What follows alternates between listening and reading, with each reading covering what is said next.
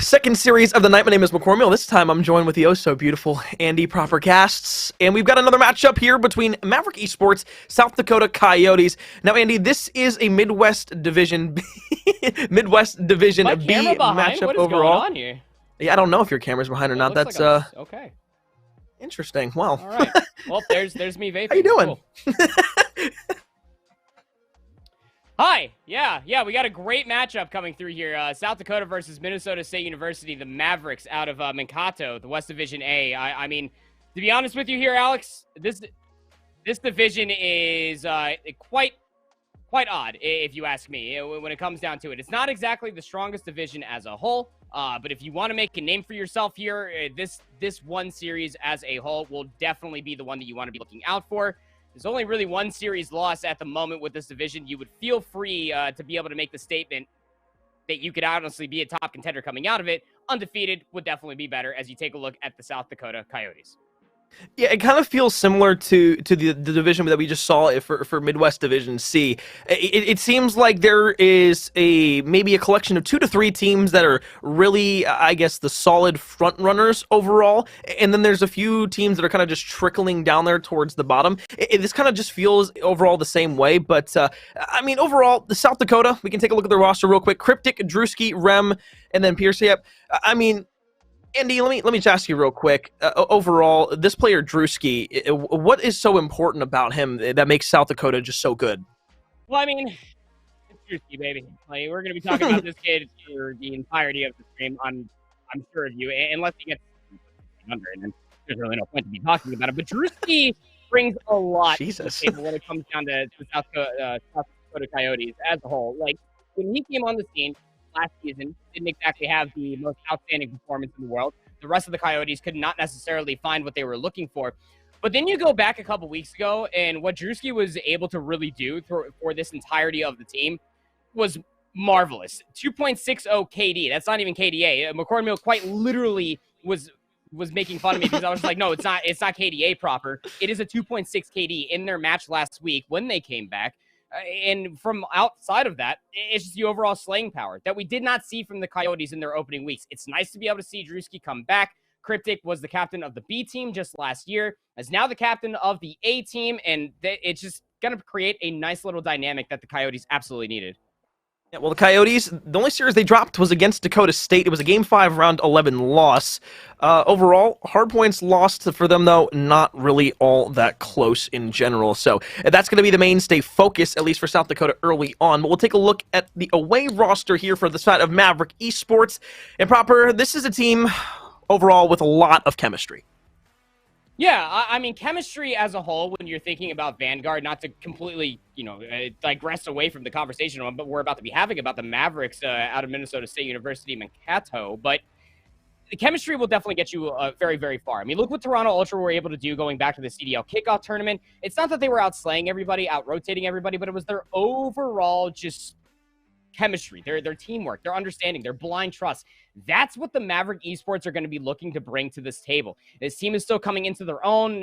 This could definitely be a certain situation that we might be able to see them get pushed back, perhaps, because, again, going back to the point, this Midwest Division A isn't exactly the strongest out of every single one that we have for every single team here in the CCL. But overall, from what we have seen out of Mavericks thus far, it's been solid teamwork, great communication coming across from each other. Their hard point is sublime. Their S&D takes and bomb plants and post-plant situations are also something to write home about. I'm excited to see what they look like under pressure.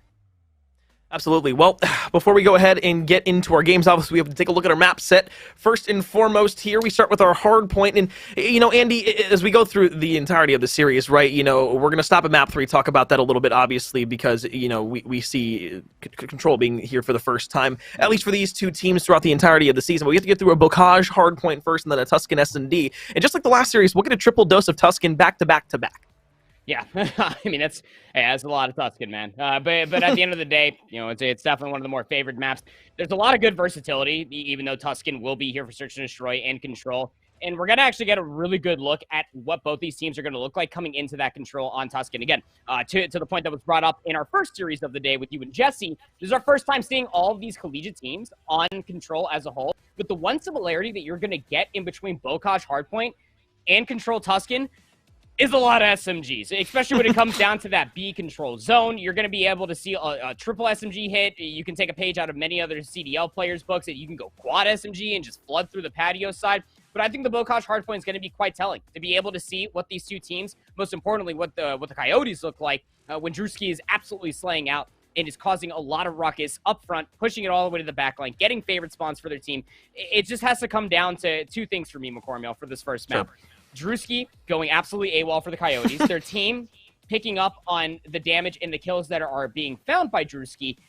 And then if this all ends up coming to be true, what the Mavericks are able to do once they do get pushed all the way back to the wall. How do they resurge themselves if they do get put under pressure?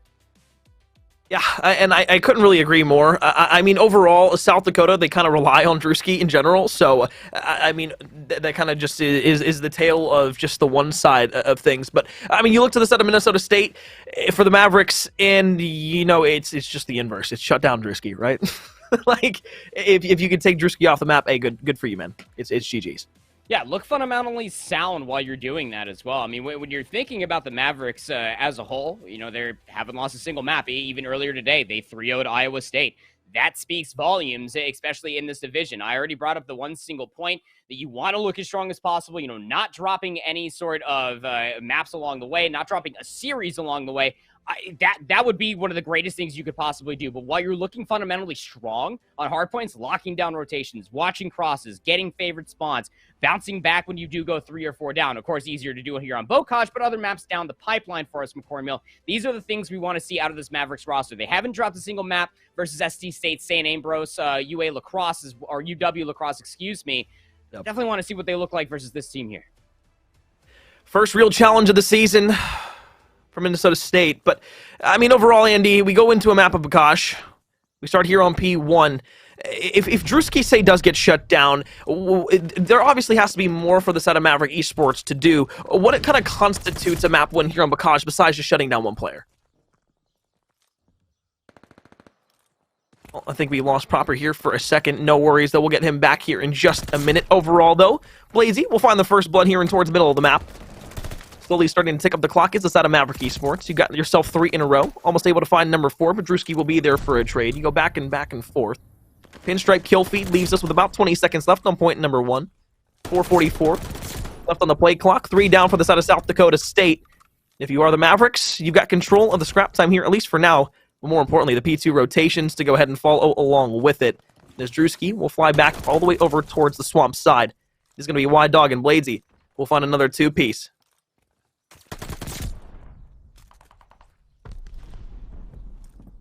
And making a flank back. 55 seconds here. So we start to look out through it the rest of the map. Nobody really pushing up into the barn just yet. You really haven't been able to push out of your spawn if you are the South Dakota Coyotes. More importantly, though, Maverick Esports, they've been able to pick up the slaying department thus far. They've gotten the first 20 seconds of time in sort of the hill.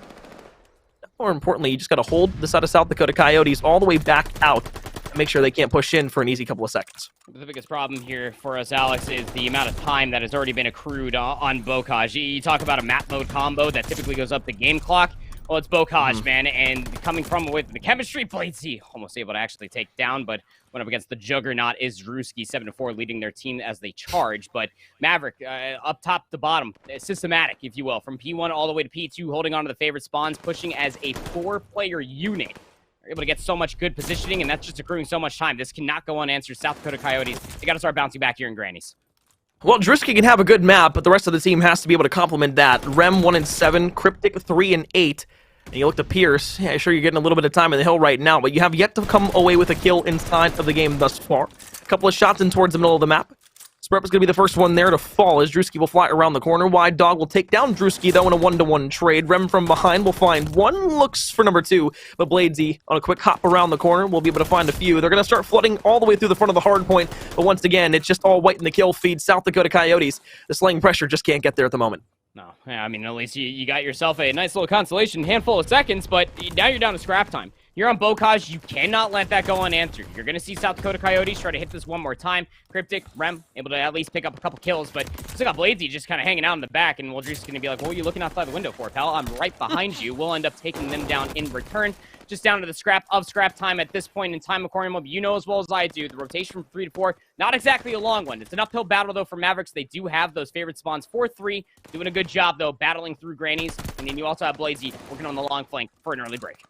And it just sucks because you see Bladesy coming through from behind here. You're maybe able to find one. You get it. Wide Dog will pop through the front with 2.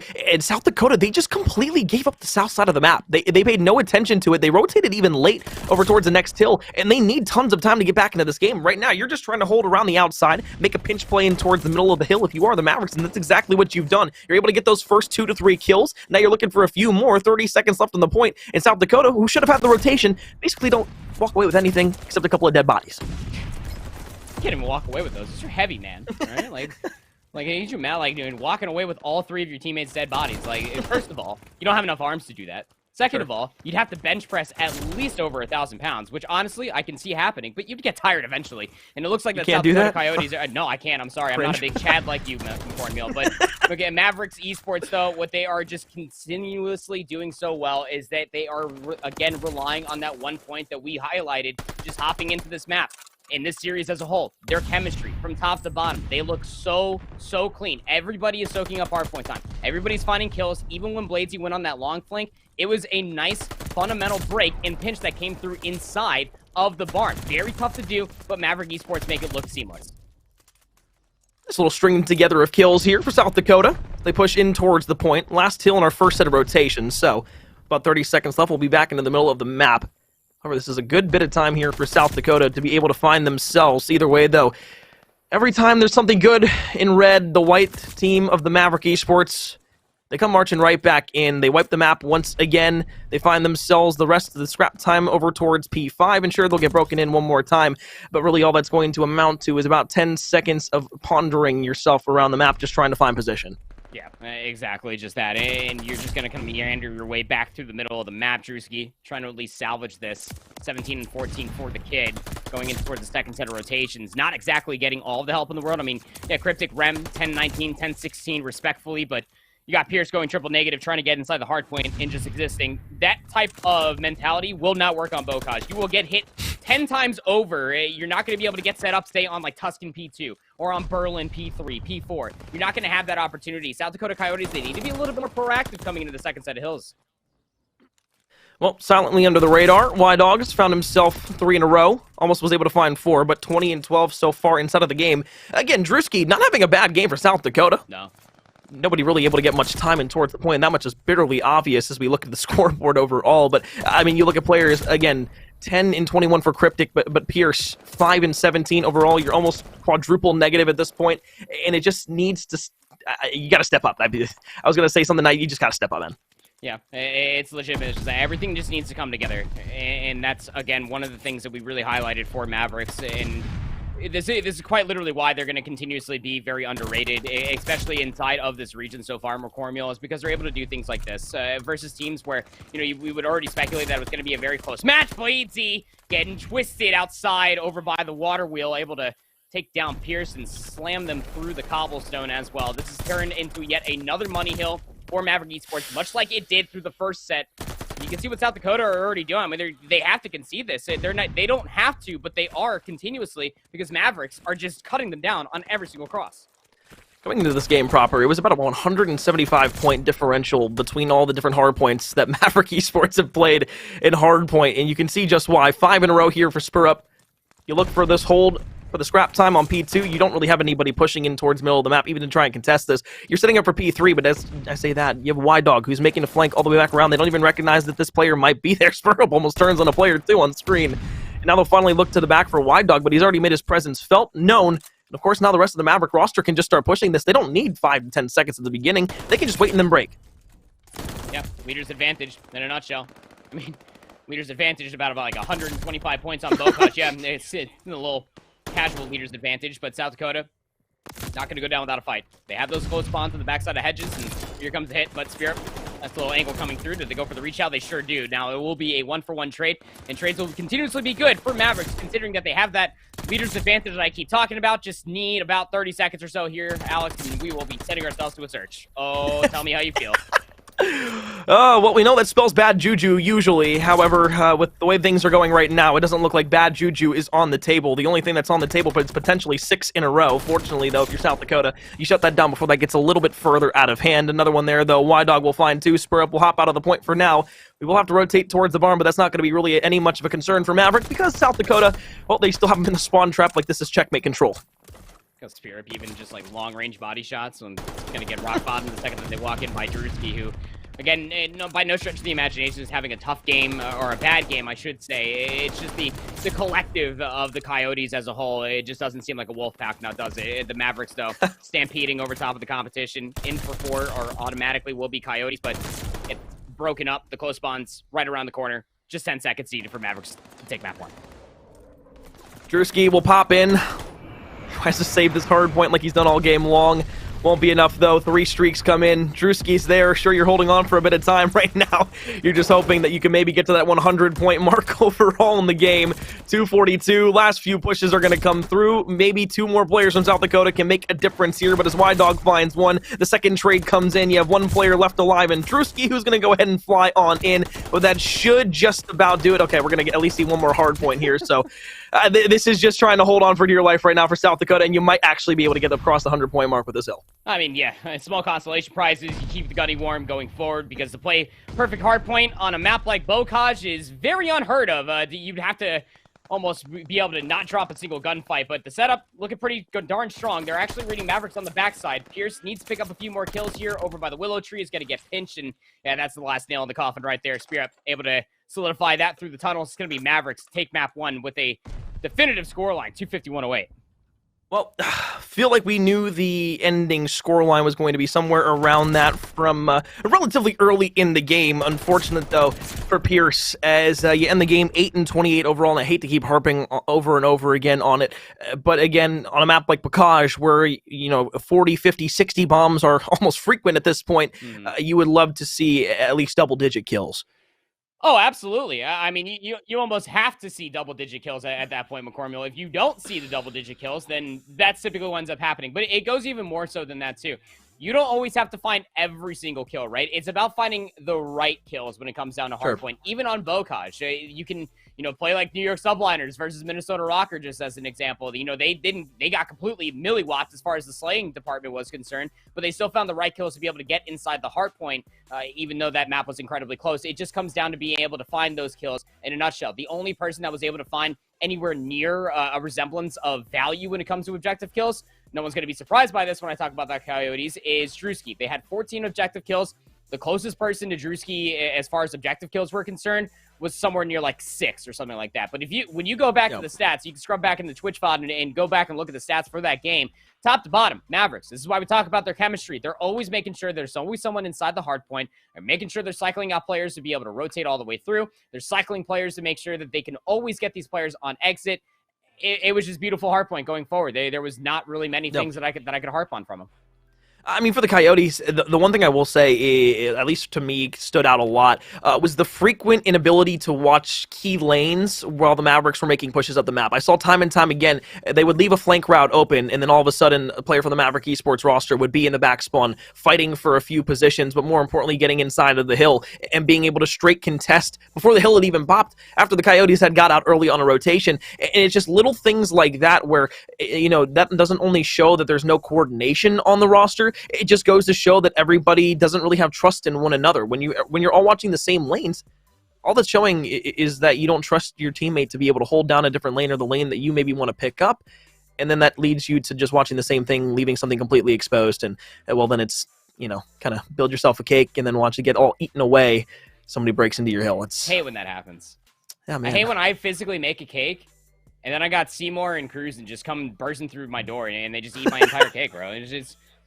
God, really just ruins my day. We'll take a look at the maps and notes here. Yes. Seymour the Caterpillar cake, man. I hate that. I just hate it. Search and Destroy Tuscan is on the docket for us. And, if there's one thing that we definitely highlighted, apart from the chemistry of this Mavericks roster, is that they haven't dropped a single map. by the way, in this Midwest Division A. It's going to be quite telling, of course, to be able to see what these opening breakoffs are going to look like. Their chemistry on a map like Bocage, they made that seem like such a big map. The way that they were just always forcing rotations. When you bring that into comparison for a Search and Destroy, especially on Tuscan, a lot of quick hits towards A. If you don't deal with the quick hits towards A, that bomb's going to get planted. The post-plant situation is going to turn absolutely dire. That it has to almost come through some methodical angles, defensively and offensively, when you're thinking about this for the Coyotes, Alex. I kind of brought the point up to Jesse earlier when we had the last map. It was continuous A pushes by an offensive team, and all of a sudden, the first two times it didn't work for Butler when they were pushing A here on Tuscan, and they just decided to keep doing the same thing over and over and over again, and it never worked once throughout the entirety of the map. I just hope for the sake of the South Dakota Coyotes, if you are on offense, you don't make that same fatal mistake again. I kind of brought up the point of Sensor being or rather a couple days ago during the elite quals, where he was able to get to A and plant it every single time, it seemed like, on offense. That's not going to be replicated here easily when an aggressive team on defense, if they're going to continuously push up the map, and that's what Maverick Esports will look to do every round. You saw how aggressive they wanted to be on Bocage. When you're able to control spawns on Bocage, that's a very telling sign for the rest of the series that it's not going to be easy for you to play against this roster. Oh, absolutely. I mean, look, you're an S&D kid, right? How frustrating is it when you automatically know when you're going into to a Search and Destroy as a whole, knowing that the enemy team is just outpacing you and outgunning you? It is. It always will be. It's just one of those old testaments of Call of Duty's past that will always hold its time in history, man. You got to be able to wipe the sweat off the brow, know that there's a certain play of game that you can do, and that sort of gameplay is bait out the unforced errors. Look, when it comes down to Tuscan, this isn't day one anymore. We have a multitude of different opportunities for teammates, players to be able to nullify angles, to be able to stop that quick plant from A coming through.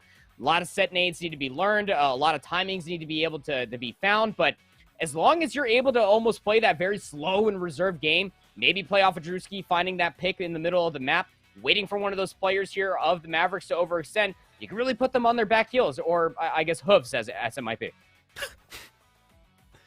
You don't like that overall, but one of our keys to success for the Mavericks, at least early on, was, if you can keep up with Drewski, you should be able to, at least find yourself a map win.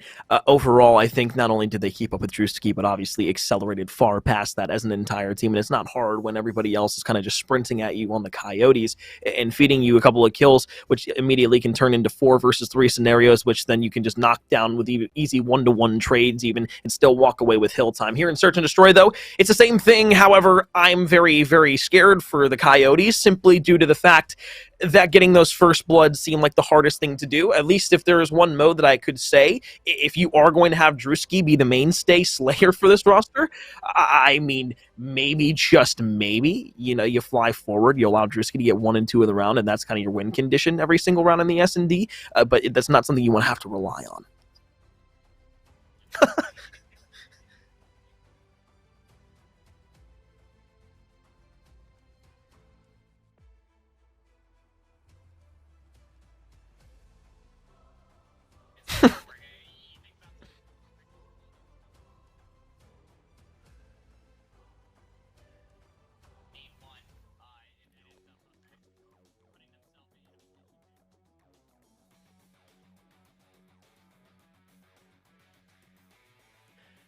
Yeah, I don't think necessarily I could name you any, because there haven't been any in the history of Call of Duty. You've had players that will elevate a roster overall, but they won't necessarily sit there and say everything of, oh yeah, this player is just going to be able to make the best, most greatness plays every single map, and then drop 60 for us to be able to just all climb into the backpack and push on forward. So. Andy, this is not looking good for South Dakota, to put things in the nicest way possible. If they continue to play like they did in Map 1, it looks like this could very easily end in a 3-0 sweep. Could be. I'm not ready to sell them out quite yet. Look, when it comes down to these Coyotes, I do remember Drew last year. I do remember him from Cold War, and I do remember to a certain extent what Cryptic is able to bring to the table as well, even from their little systems this last season. there also has to come to a certain point in time where we have the conversation just about overall synergy as well. I mean, this Mavericks roster, I would love to reach out to one of them and just talk to them how long they've honestly been either playing together or when they did meet each other, how many times they just buckled down and just played the hell out of Vanguard. Because it looks like that this is a team that is really well practiced, really well versed. What I'm basically getting at here is that there's no way that this is the Coyotes' final form. They're probably not even in their first form quite yet. I mean, Drewski quite literally feels like they're playing their own very separate game at this point in time. And the rest of the team just needs to be able to catch up and almost learn off. This is why I went back, or why I'll go back to the almost seize the victory that we were talking about at the beginning around Drewski. Keep pace with Drewski. Definitely, obviously, the strongest player here.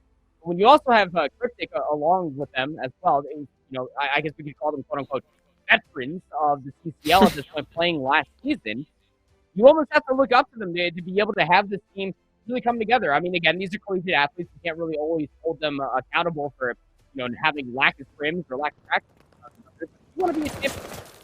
You want to be a top 25 team on that list you better show up to practice. Drewski and Rem will go ahead and open things up here for the side of South Dakota State. Nice to have some positives going their way after map number 1. Should be able to get the bomb down here and will. 45 seconds left on the clock now for a Maverick retake. It's a 2 versus 2 though. Now a spur up. It's going to be able to find an equalizing trade. 38 seconds left. Here comes the least initial break. Well, 2v2 action, but yeah, there's one of those unforced errors. You know that Drewski has to make a play, has to clear out the back of Vines. Now 2v1. Rem is in a pretty good spot, but doesn't exactly have the weapon that you want for that angle. I mean, hey, I've seen the MP40 absolutely beam from range, but when it comes down to that very long angle, it comes down to the opening 50-50 as a whole, right? The Automaton, definitely the one you want in your back pocket. That opening rip was great. Again, a very standardized hit over towards A. You're able to work your way through you, get that bomb plant pretty darn early, at least kind of evade the stuns and the nades to dissuade you from planting that bomb initially. But when it comes down to the post plant, I would almost say that for Drewski's sake, there's really no reason to almost push Vines. I respect the call. That seems to be the pace that he wants to play at McCornmeal, but not in a post plant situation. You wait for them to come to you, sir. I was going to say the exact same thing. It's very difficult to hold down a site, especially playing a post plant setup, when you're just pushing things that necessarily don't need to be pushed, and of course watching things that might just get you killed.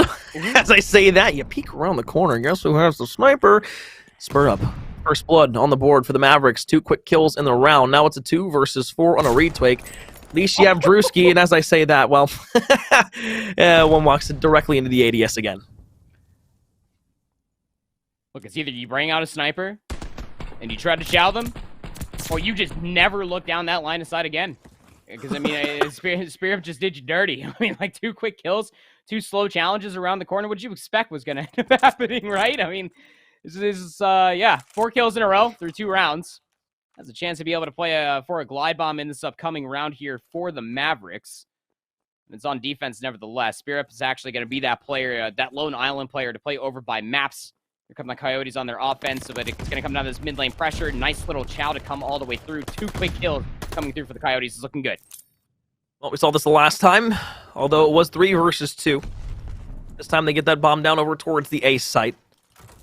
Blazy and the teammate of Spur Up now working their way back over through the HQ by P5. First one around the corner, should be able to find one. Oh, Spur Up, that's just unfortunate. Trying to help out there, but unfortunately you just take out your teammate in the process. 1 versus 3, you only have 25 seconds to make something work. You're trying to just find maybe somewhere off the map, maybe a kill on the back, but you're on 4 in a row, so you don't want to necessarily kill yourself just yet. Cryptic's in the God spot too. That's for all the contest marbles. Late Chow will end up at least getting the information that is mutual.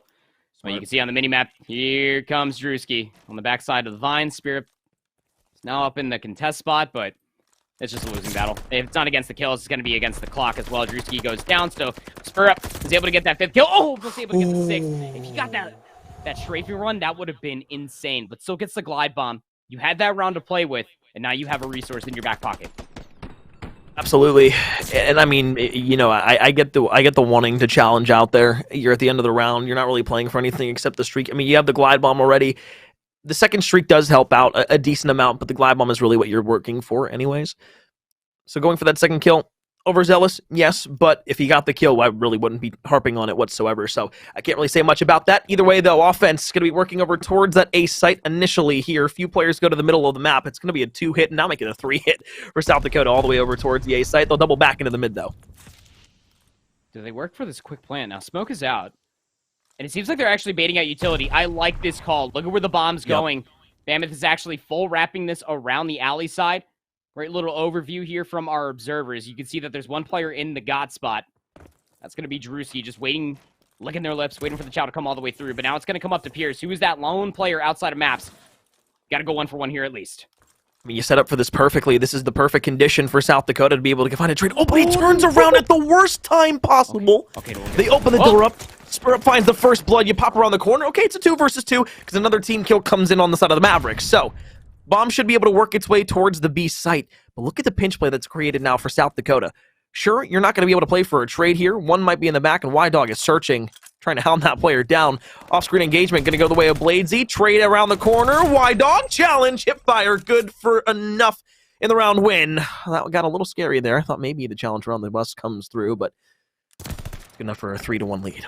Yeah, this was also just a heads-up call from Y-Dog. You know, a lot of players, a lot of individuals, when they're playing Search and Destroy on Tuscan, you make that long wrap over towards B, you end up at least getting the initial engagement inside a radio. That's where Pierce was, and at least able to find some damage, forcing out the team kill, as you say. But Y-Dog not going for the immediate plant, making sure that there wasn't another player just rushing up through the backside of column, was a brilliant play, just to make sure that they can at least get that kill. It, of course, gets them the round, and you still hold that glide bomb in your back pocket. Now the Coyotes still down by 2.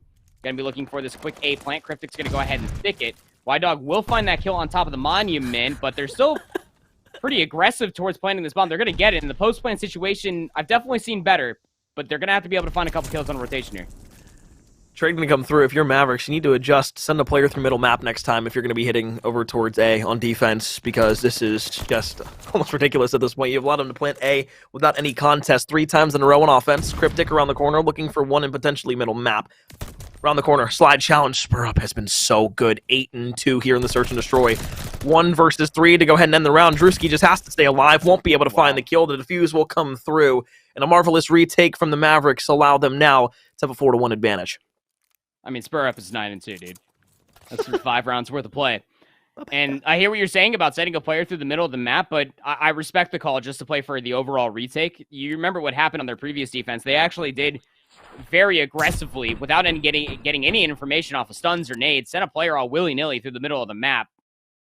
Did the Mavericks, and then they lost two players very, very quickly. That was the one round that they lost. So I like that little adaptation coming through. Adaptations are just something that we do quite literally appreciate in Search and Destroy. It's one of those core fundamentals I keep hinting at. You want to win championships? You got to be able to showcase that and read tendencies of your opponents. Mavericks now up 3 rounds. Looking like they want that middle of the map yet again. Nobody was surprised. Trying to work a quick plant here today. Maybe able to double up on a glide bomb. Spur Up looks to the top of the church. Isn't able to find the first. You peek back up and towards the top right, but Bladesy across the map will be able to find the first kill in towards the bottom of the HQ. Other player might slide in through. Oh, he's actually able to break it. Get a nice kill around the corner. You get the trade directly onto the player. So that was a 3 versus 3 with 30 seconds left. The bomb is down. T-Bam going to be there. Spur Up in towards the top. You want to make sure you can kill the players in through the middle of the map. That's a great job getting the first. You have information on the last players. They're both in the church. Oh. Clinical. I mean, I wanted the game to breathe, but not when you're doing silly things like that. With the automaton, no less. Y-Dog.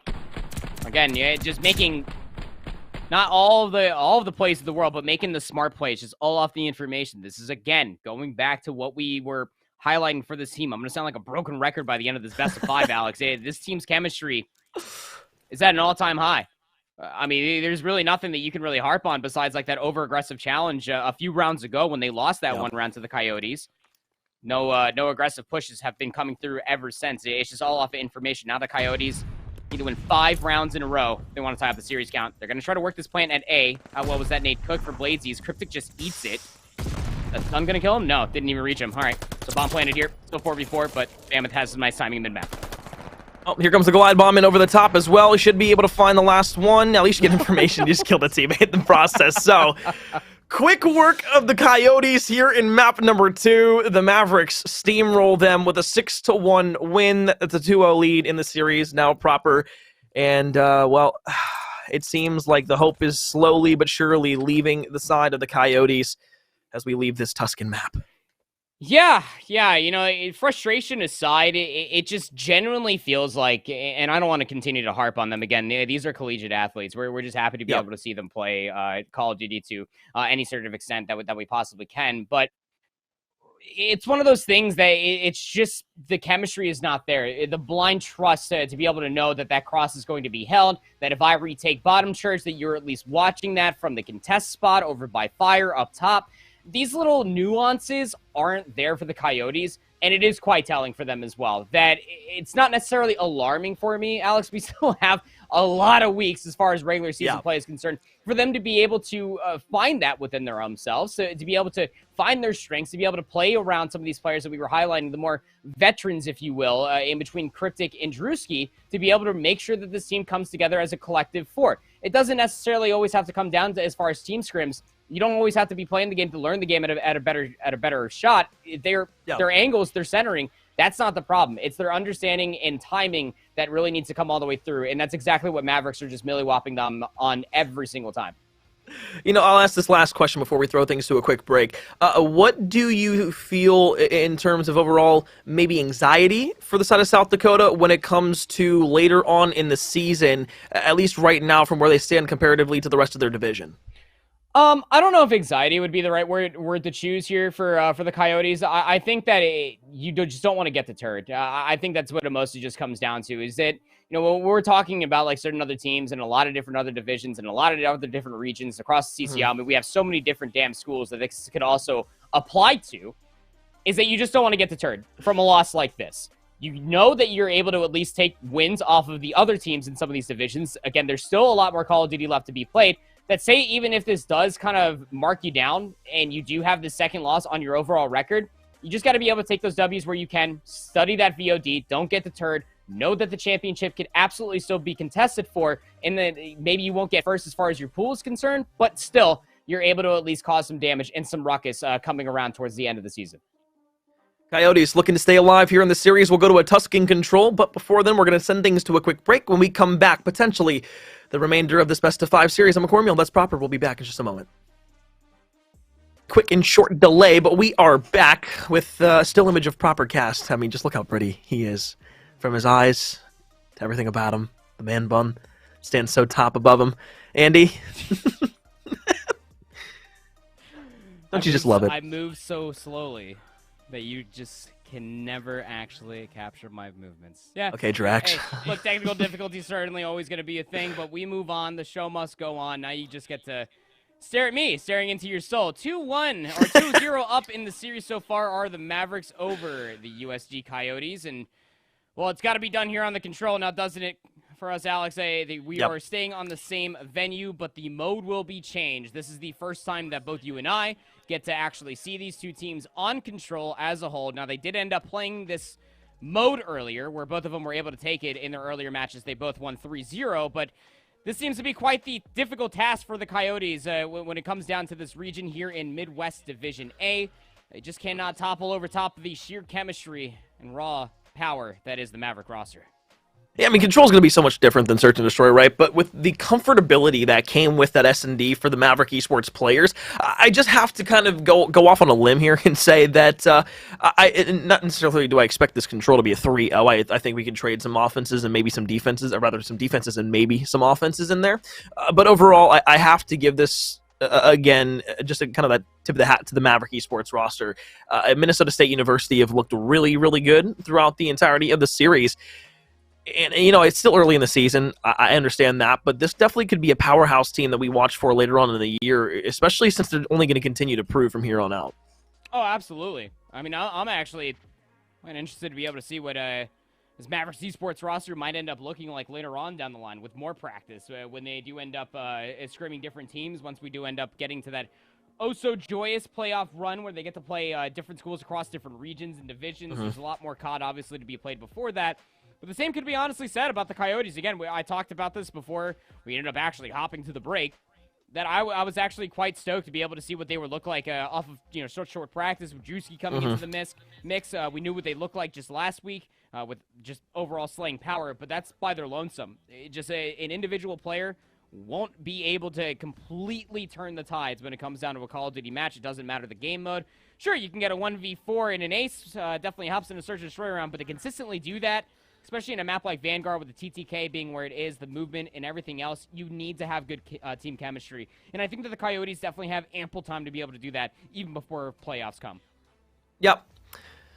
Well, I mean, you surely do hope that the Coyotes can figure it out because, from last year, it wasn't, the greatest season overall. It was kind of stagnant. You were 7-7. You just hope you don't fall back into that kind of mediocrity conversation, and then you start talking about those what ifs. And again, this is a very long season. It's not like this is going to just be, you lose one game, it's do or die like some of the other divisions are, that are going to have those top teams in them. Because the last division, like I said beforehand, proper.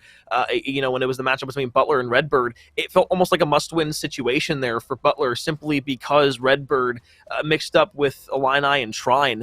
They kind of seem to be the top three front-runners in that division, and with Redbird's kind of domination over them in that series, it just kind of felt like everything started to fall through for Butler, and it's early in the season. Sure, they can have a late-game turnaround, they're kind of hitting that mid-season stretch of relatively easy games, but again, it felt like it was a must-win atmosphere against one of the better teams in their division if they really wanted to have a chance of being top three later on. Yeah, it's always that battle for top three is what we're continuously alluding to. You want to be a part of that elite cut is what we're going to end up continuously calling it going forward. And again, when we talk about this Midwest division as a whole, it's actually really tough to be able to gauge where a lot of these teams might honestly stand because there's a lot of teams in here that we don't know a whole heck of a lot about. So it's just one of those things that like throughout the entirety of this regular season, get to be able to see and depict where a lot of these teams have a lot of good strengths, where they might just be able to get pushed up against other different divisions, right? Because when you're thinking about this Midwest division, again, thank you for your patience as we're getting these players back inside the lobby. We'll be able to get into map number 3 here very, very shortly. But, I mean, when you are thinking about Maverick Esports, thinking about like that Division B, for example, LSU is over here, LA Tech. Yep. You got a whole bunch of other teams that are willing to be able to, take it to them. SIUE Esports, they are over here too. Old Miss, always able to at least bring themselves like at least some strong plays. Purdue's on the other side of this, over in Pool C. Not to mention all the other players and teams that we could talk about, including the Buckeyes down in Division D. There's just a lot of strength around this entirety of a Midwest division, Alex. But being able to, again, go back to my beginning point that when we were on the top of the broadcast, being flawless, leading up to some of these very strong matches are going to be great. But when you're in the separated divisions, not dropping a single map, that's how you make a statement. Because, again, this is Minnesota State University Mavericks. This is their first season. This is the first time that we've been able to see them play out through the Collegiate Call of Duty League, not just for these players, but as a school as a whole. This is fantastic representation as a whole, and they can continue on with these strides in a consistent factor. Who's to say that they might not just bark up the door as far as the top 25 team? Absolutely. That kind of brings me back to a point that we made at the top of the broadcast. It was like, if you are the Mavericks, this was that one schedule, or at least the one match on the schedule early on that you were kind of like, okay, this is our first, I kind of guess, real competition that we've played against inside this division thus far. And so far, they've gone ahead and beat them handily. So as we get into the map here, map number 3, it is a Tuscan control. The South Dakota Coyotes have found themselves over towards that A point, looking to go ahead and secure that first tick. Bladesy on a flank, will shut any hopes and dreams of the first tick initially down and rotate back out to the middle of the map with the rest of the team, who is now making their way up the map. Yeah, Pierce was that player off spawn, ended up looking over towards the middle of the map, had a good look at sandbags, but it completely opened up the flank all the way through the mid-cut, just underneath that fire window, that contest spot that we know here on the AS&D, and that little flank coming through from Bladesy just garnered them way too much success, and now Coyotes are just struggling to be able to find the numbers. Typically, when it comes down towards control here on Tuscan, you can work your way over towards the A zone pretty darn quickly, but you got to be able to find the kills as quickly as they come to you, as Y-Dog just seemingly just mantled up on this head glitch, just waiting for players just to chow them as it opens up yet another flank again. Spear up, it's right behind. And usually when you push back over towards that B site, if you are on offense, you would love to walk away from that A site with an extra minute, but more importantly, that life advantage to where you can start making your way over towards B, hop on the point. But right now, they've done a great job of actually being able to break out over towards B, direct the attention of the Mavericks across the map. You got 2 players on the point right now trying to stack it up so you can get at least maybe a tick of progress. But again, Chopper, we still have to talk about the fact that they don't even have a minute on the clock right now. It's 27 seconds to work 2 sites. That is not favorable. I mean, the kill department got that 3-life lead for the Mavericks. That is another win condition, but here's the issue, is that Coyotes have been able to work their way over towards B. You stop that clock by getting a player on that zone, and well, now you're all by your lonesome. If you are Rem, of course, you do have help behind you. Nice little timing to be able to take down one. The pinch needs to be successful on the other side. It's Blazy on the side itself, has one more down lane. Will end up losing their life. Just 20 seconds remaining for the rest of the round, but some tick progression to speak of nevertheless. It's a good step in the right direction. However, it is going to be player number 6 and Bladesy, who's over towards that A site. Made a big flank beforehand, was able to come from behind, capture them off the point.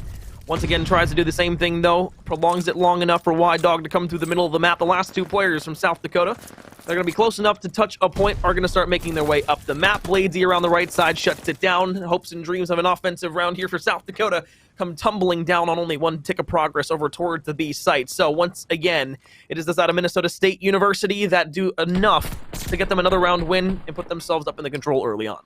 A lot of alarming factors, of course. Control coming away from Cold War had a lot more focus as far as tick progression is concerned. That is typically how you ended up favoring to get that 5th round defense that a lot of teams always ended up really wanting when it comes down to maps like Checkmate, as an example. But when it comes down here in Vanguard, it's going to be very kill-oriented, and with Mavericks having a definitive first round there, definitely in the lead. And I don't even need to break out my TI-83 Plus calculator to tell you that. Maverick Esports, though, here on their offense. Going to be starting off over on the A zone first and foremost. Nice little angle coming through from Bam in the middle of the map to be able to cut down that player, trying to flank them all the way through. First tick of progress already secured.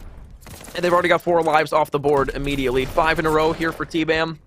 You got he's a glad bomb to work with, and now it's full streaks to use, especially when you're trying to break over towards that B site. 2 ticks of progress at A. You're looking for the final one to add an extra minute onto the clock, and you're going to get no resistance. Maybe Cryptid starts to push up the map here, but before he can even get to the point, it should be around, or rather, a zone progression there to give them that extra minute of time that they need. Actually, kill just came through at the final moment. Another contest there on the point from the left and the right. You'd assume that player's starting to come from behind. I can start directing your attention over towards that B site if you are the Mavericks. You can already see player number 6 and Bladesy out and about, looking to go ahead and maybe at least take the attention away from the A site.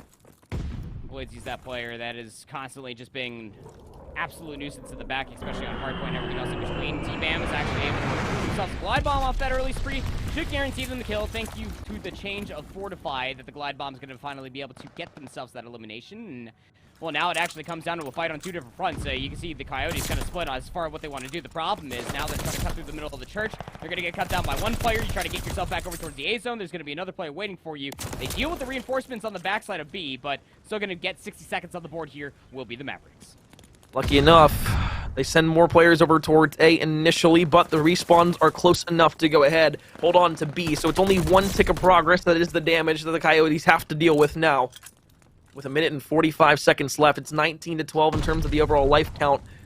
They allowed players to fly up through the middle of the map inside of the search and destroy. Here, they get into the top of the church again. Y-Dog trying to fly down into the radio side of things. Player going to slide into a corner below. You're going to try and play a pinch here, but an early pre-aim there, and of course, T-Bam flying around the corner. That's 3 easy kills. They're going to spawn up close in the back, but it's a 10-life disparity.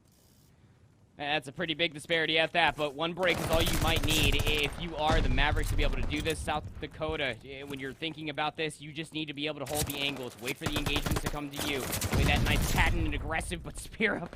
What a little reach out was that. It was just about half HP and some. Was able to get that challenge. Now it's going to call in the glide bomb. Still working out that tick progression here at B. 4 lives remaining, no respawns for the Coyotes here as they try to paw their way back to the point. Spur up. Okay. Disgusting. 6 in a row, jumps around the corner, gets the best of the player there. Knows he doesn't have to look towards the back of the spawn. All he has to do is wait for a player to maybe slide around the corner. You spot it out. Get the hip fire shots there. It's going to be enough for 1, the last one alive. 1 versus 15. Winnable. Would be, I mean, that'd be tippable.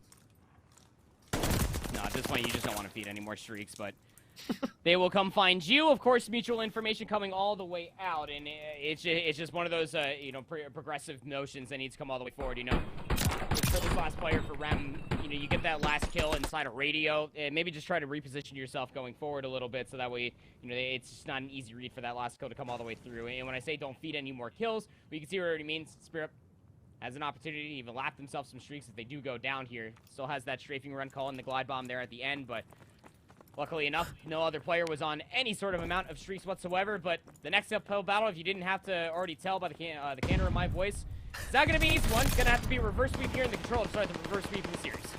Of course, you got to win an offense to do just that. Oh, yeah. So either way, Y-Dog looks over towards the right, spur up, 14-3. Streak going to be used over towards that A site. You're able to find 2, make it 3.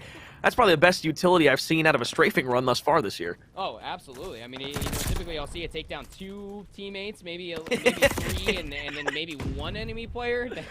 If you're lucky. If you're lucky, all jokes aside, you know, I'm just happy that we don't have to deal with the bombing run anymore. But regardless of the matter, Spear Up is getting silly inside of their spawn. Is now on that 10 streak.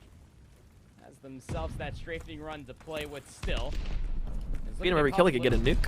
Yeah. Oh, wait a second.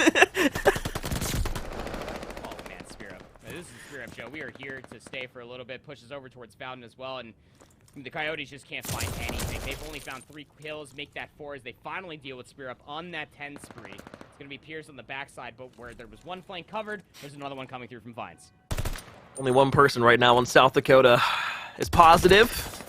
Could have guessed it from a mile away. It's Drewski, but even then, it's not a pretty sight. 11-18. Finally, Rem goes ahead and finds it 10-16. But slaying-wise, Mavericks have been on top of this series since the very drop of the hard point in P1 on Bacage. Pierce will try to lay down in towards the point. You've almost got the second tick of progress all the way through over at B, but you're in the same situation as beforehand, where you're going to have to bounce between 2 different points with about 25 seconds of time left. With a 23-14 life disparity, you're basically at 10 once again with that kill there from Bladesy. And on a 4 spree, looking for number 5, and not able to get the kill, but the damage has been done. 15 seconds left. This one is looking to wrap up here in just a couple of minutes. Or seconds. Minutes. Well. Minutes, seconds? Man, time really does slow down for you down there in Florida, doesn't it? But yeah, 12 seconds will be where the clock has been stopped at. They actually have an opportunity to do the Coyotes to be able to extend this to about 60 seconds as long as they deal with the crosses. Nice job from Cryptic. Will not allow Bladesy to be able to complete that flank, but where there's one battle, there's another. 60 seconds on the board, but you're down sufficiently in lives. 19 v10. I told you it's minutes. Minute and 2 left. All right. You know, you just had to make a point there. 6-16 for Pierce. Respawn has not been friendly to the Coyotes, but more specifically for Pierce in general. T-Bam, 4 in a row. Everybody is just slaying out right now for the side of the Mavericks. 20-7 for 123-8 for T. You know, T-Bam's a player that we haven't really talked about much inside of the control here, and it's been more in spur up because he had the 11 streak. But I mean, now T-Bam's on 6 in a row. You look for the final 4 kills. 3 are going to be left. Glide bomb going to be used. You spot it up in towards the church, and maybe you go ahead and try to find the kill with it. You have the information. Last 2 players spread out. Rem's going to find one there on the spur up. You try to fly over towards the B point. 20 seconds left. You're either going to die to the time or die to the couple of players trying to hound you down. Pierce finds one. It's a consolation kill for now. Everybody just knows where Pierce is on the map now.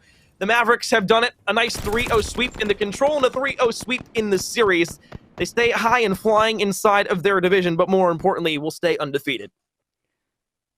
Flawless. Not dropping a single map so far in the regular season. Trying to do what Concord is not doing this season, that's for sure. And that's just going absolutely flawless. And that's just, again, one of those things that, you know, for a school, for players that we have never really heard of, haven't heard of. I don't even know who the heck they are, honestly. But this is where I've literally come to know some of their names. I just want more. I want more from Mavericks. You know, I was really starting to write this one down, Alex, that this was going to be where they were going to get pushed to their limit, especially off of what Cryptic and Drewski could at least offer, but it's a chemistry difference at the end of the day, and this is why we highlighted it. It's a real pain in my behind to be right sometimes, Alex, but even still, this Mavericks roster, the one thing that we have been able to at least witness from them is that their overall teamwork, their chemistry is nuts. You know, you talked about what T-Bam was able to at least bring to the table there. Again, at one point I looked up at the KD and I was like, oh crap, well, Alex is right. He's like 25 and 8. He's going absolute bonkers. It's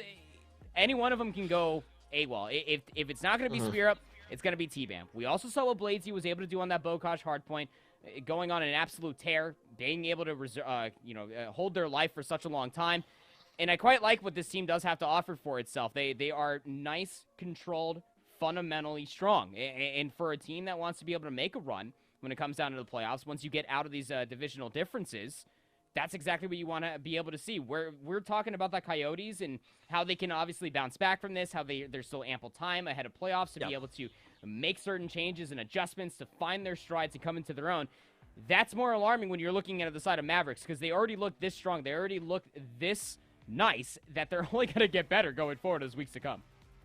Well, I don't know if there's really anything else to say here for the Mavericks except a GG, a pat on the back, and you stay undefeated. Either way, though, got one more match here on the main stream. It's Crimson Gaming going up against the Oregon Ducks. That's going to be coming up next. I'm swapping out. Rome's going to be coming in with my man Proper. It's going to be a fun match to end day 1 here of week 3. Well, of course, we'll be live tomorrow as well. But again, as I said beforehand, one more final match to end the night here on the Alpha stream. There's still the Bravo stream going on as well. So while we go to an intermission, go ahead and check out the Bravo stream. Go give them some love, and of course, go give those players a little bit of your bird's eye view from that match. Either way, though, we'll take things to a break. When we come back, Roman Proper will take you through the side of Crimson Gaming and the Oregon Ducks.